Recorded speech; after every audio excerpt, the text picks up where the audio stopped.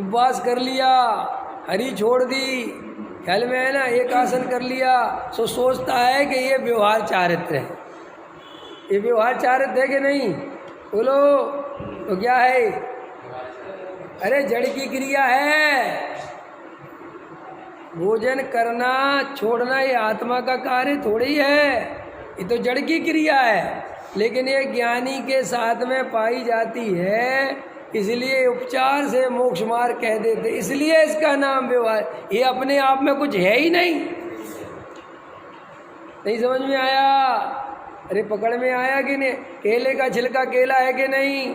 बोलो। जब तक केले के साथ है तो केला, जैसे ही अलग हुआ तो काहे का, फिर तो छिलका उठा के फेंको। ऐसे ही ये विरसशील संयम आदि जब आत्मज्ञान पूर्वक ज्ञानी के होते हैं सो उन्हें व्यवहार मोक्ष मार्ग कहते हैं, अज्ञानी के नहीं कहते, क्योंकि अज्ञानी के परमार्थ ही नहीं है तो उस क्रिया कांड को व्यवहार कैसे कहा जाएगा? और पढ़ाने वाले ऐसे पढ़ा रहे हैं, ये समझाए बिना पढ़ा रहे, मैंने हम ऐसे पढ़ा रहे हैं कि तुम छिलका पहले ले लो। सुनो सुनो सुनो सुनो, पढ़ाई कैसे चल रही? कह रहे छिलका पहले ले लो, गूदा बाद में दे देंगे।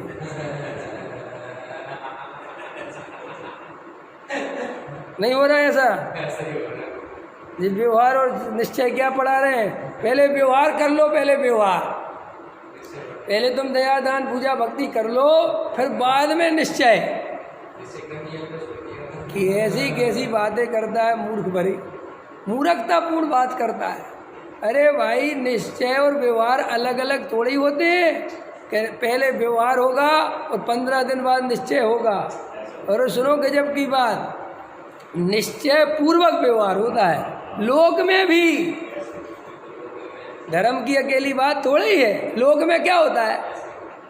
तुम्हारी छिलके पर नजर होती कि गूदे पे? और वो कहेगा आज छिलका ले जाओ, मैंने अलग करके रख दिया, छिलका ले जाओ पहले, फिर कल गूदा ले जाना। बोलो लोगे? लोग कैसी बातें कर रहे साहब? हाँ, अरे केला का अंदर कितना माल है तो चाहिए हमें, इसका करना क्या? कोई बोलो 1000 छिलके इकट्ठे कर ले और ठेले पर रख ले, गले पे ले लो। केला 50 रुपये दर्जन और छिलका 5 रुपये दर्जन, लोगे?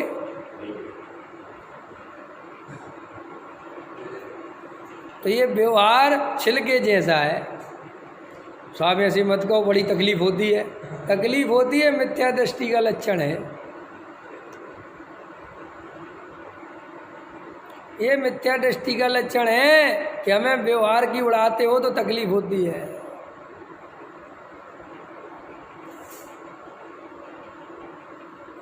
क्या समझता है? स्वरूप नहीं समझता, क्या कर? देखो इस प्रकार व्यवहार रत्नात्रय हुआ मानता है, परंतु व्यवहार तो उपचार का नाम है। देखो क्या गजब लिखा, लिखा के नहीं लिखा?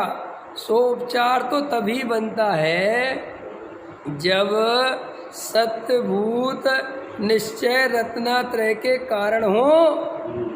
बोलो, निश्चय रत्नात्रय के बिना काहे का व्यवहार?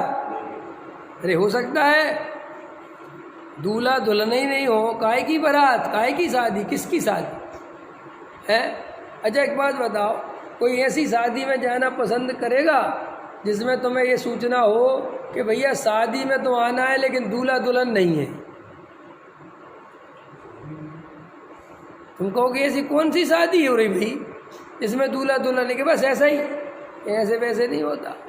हम तो भाई साहब लोक में भी कितने चतुर हैं, वहाँ पहले प्रयोजन देखते हैं। बोलो देखते कि नहीं देखते? यार व्यर्थ की चीज़ें तो बात की हैं। ऐसे ही जैसे आत्मा की खबर नहीं, आत्मा की श्रद्धा नहीं, आत्मा की दृष्टि नहीं, आत्मा की अनुभूति नहीं, कि सब विरसशील संयम आदि करते, क्या होता है इनसे? करते रहो जितना करना है। आप तो खुद करते नहीं, हाँ नहीं करते। नहीं समझ में आया कि नहीं आया? तो ये करना है, गधा मजूरी कर, हम क्या कर सकते हैं? तो आप अरे भाई हमें जब अंदर का जितना आनंद मिलेगा, हमारी जितनी पवित्रता बढ़ेगी, हमारी भूमिका के अनुसार भी होंगे। हम होते कौन है? करने वाले। हम अपने को कष्ट देने का नाम धर्म नहीं है। लिख लो ये बात। प्रतिकूलताओं को भोगने का नाम समता भाव नहीं है। क्या बोला? ये नहीं चलेगा। प्रतिकूलताओं को भोग रहे समता भाव हो गया, इसको समता भाव कहते हैं। कुछ खबर नहीं है समता भाव की। जबरदस्ती गर्मी सहना, इसका नाम समता भाव है। जबरदस्ती ठंड सहना, इसका नाम समता भाव है। इसको समता भाव कहते हो। जबरदस्ती भूख सहना, अपने को भूखा मारना, इसको समता भाव कहते हो। जबरदस्ती उपवास करना, इसको समता भाव कहते हो। खड़े खड़े पूजा करना और पैरों में तकलीफ हो रही है, इसको समता भाव कहते हो। नहीं समझ में आया? फिर समता भाव किसका नाम है? किसका नाम है? अपनी आत्मा में इतना आनंद आ रहा है कि प्रतिकूलता नहीं लग रही, इसका नाम समता भाव है। क्या? अपना इतना आनंद आ रहा है स्वाध्याय में कि गर्मी महसूस ही नहीं दे रही, पता ही नहीं चल रहा। ये है काम की चीज। और पूरे टाइम पसीने ही पसीने पे ध्यान रखा रहे, नहीं समझे? पहुँचता पहुँचता मरा जाए और कहेगा ये समता भाव है। ये समता भाव नहीं है। सुनो सुनो, इम्पोर्टेंट बात मुकेश जी। दूसरे को कष्ट देना हिंसा है, तो अपने को कष्ट देना अहिंसा कैसे हो गया?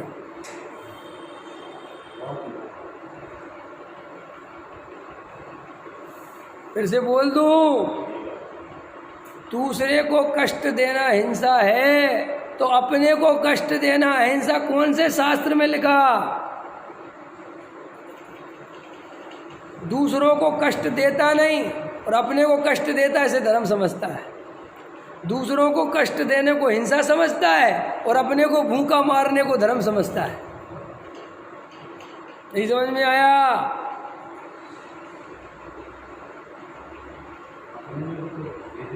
अगर मैं अरे मैं भी तो जीव हूँ और मुझे कष्ट हो रहा है, तो हिंसा है कि नहीं?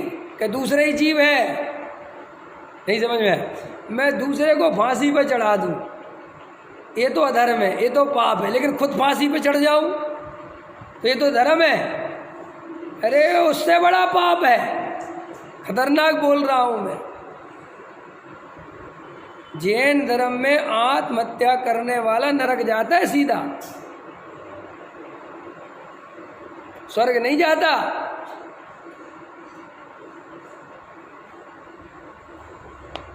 और जे अपने आप को रोटी नहीं देना, ये शरीर को मारते रहना दिन पे दिन, ये आत्महत्या जैसा ही है।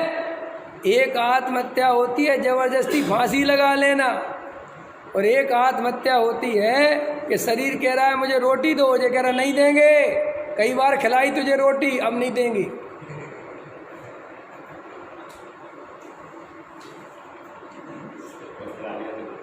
हाँ बहुत खिला लिया, तो भैया चाहे यहाँ से पकड़ के मारो और चाहे यहाँ से, बात तो बराबर ही है।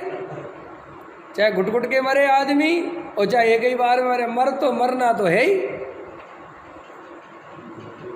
डॉक्टर साहब कितना समझाते थे कि जब तक शरीर की स्थिति है और जो अपने आप भोजन ना छोड़ दे, क्या तब तक भोजन छोड़ने की जरूरत नहीं। अपने आप भोजन छोड़ता है शरीर, नहीं छोड़ता। जब हमें बुखार आता है तो देखो अपने आप अंदर से आवाज़ आती है कुछ भी नहीं खाना प्लीज। तो शरीर अपना गुरु खुद है, उसके गुरु तुम मत बनो, बस उसकी सुनो शांति से। नहीं समझ है कि नहीं? कि पूछो कैसे? जब अपन फल वगैरह खाते हैं तो पेट को बड़ा अच्छा लगता है, बड़ा हल्का रिलीफ महसूस करता है कि नहीं करता? और जब कचौड़ी मंगोड़े पकोड़े खाते हो तो बेचारा तकलीफ महसूस करता है। अब जी अपराध है कि तुम उस बेचारे को कष्ट देते हुए। हिंसा हुई कि नहीं हुई? हिंसा दो तरह से, एक तो जबरदस्ती खिलाना भी हिंसा है और एक नहीं खाना भी हिंसा है। तो दो तरह से सताते हैं लोग। इतने बड़े बड़े पेट हो रहे हैं, खाए जा रहे हैं, शरीर बेडोल होता है, ये भी शरीर को कष्ट देना है। और एक वो है कि बिल्कुल पेट पीठ से चिपक गया, है पेट पीठ से चिपकना, समझते हो कि नहीं? और जितना जितना चिपकता है, जितना शरीर जीर्ण शीर्ण होता है, उतना अपने को धर्मात्मा समझता है उतना सोचता है कि मेरा बहुत बढ़िया था। और कोई कह भी देते हैं, भाई साहब इनकी तो देखो साहब कितने पतले दुबले हो गए, तो कोई कहता है अरे भैया वे धर्मात्मा है, बहुत बहुत बहुत बहुत साधना करते हैं, तो शरीर को सुखाना साधना नहीं है। और श्रीमद जी कह गए कि मेरे 2 बगीचे हैं, एक बगीचे में पानी जा रहा है, एक में नहीं जा रहा, इसलिए ये शरीर सूख रहा है। समझ में? तो लोगों ने उसको आदर्श बना लिया।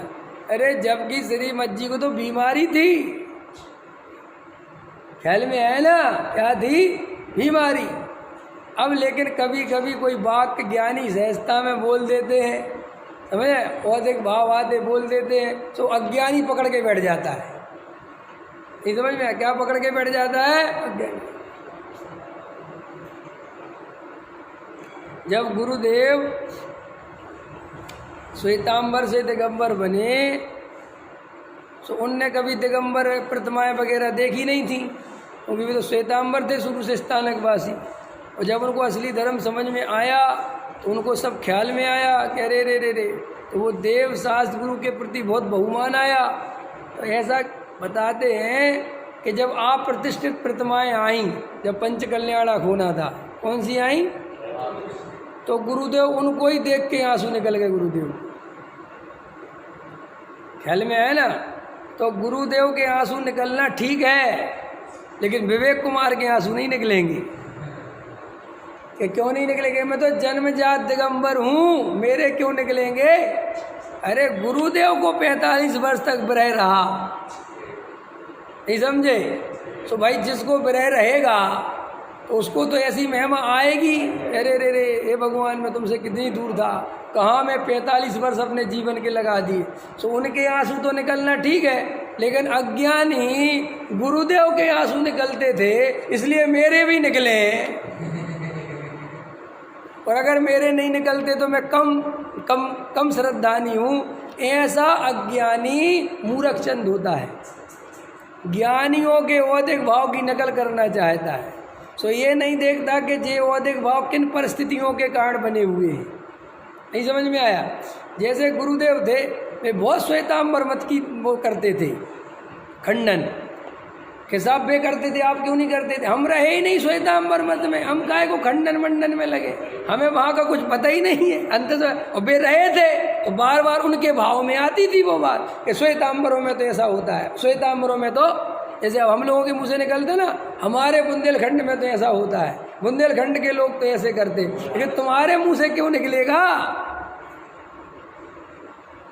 पकड़ में आया कि नहीं आया? समझ में आया कि नहीं आया? लेकिन अज्ञानी को कुछ पता आता तो रहता नहीं है, अंदर कुछ विचार करता नहीं है, बस ज्ञानी गुरुओं के औदिक भाव पकड़ लेता है, उनकी नकल करना चाहता है। सो नकल करने से भी असल में तो होते नहीं। नकल कभी असल होती है क्या? नकल तो नकल होती है। सो बे उनके तो अंदर से आंसू निकले थे, ये जबरदस्ती आंसू निकालता है। और ऐसे मूर्ख चंद हैं कि किसी के ऐसे आंसू निकले तो वे उसे बड़ा धर्मात्मा समझ लेते हैं। इमोशनल होने का नाम धर्म नहीं है। घर से जो भग भग बताएं, हमें तो बैराग आ गया, हमें तो घर में नहीं रहना, ये सब नाटक नहीं चलेगा। धर्म ऐसा नहीं है। धर्म तो बहुत समता भाव वाला है और बहुत गंभीरता वाला है। ये क्षण क्षण के परिणामों से तू प्रभावित होता है और अपने को धर्मात्मा कहता है, तू धर्मात्मा कहलाने लायक नहीं है।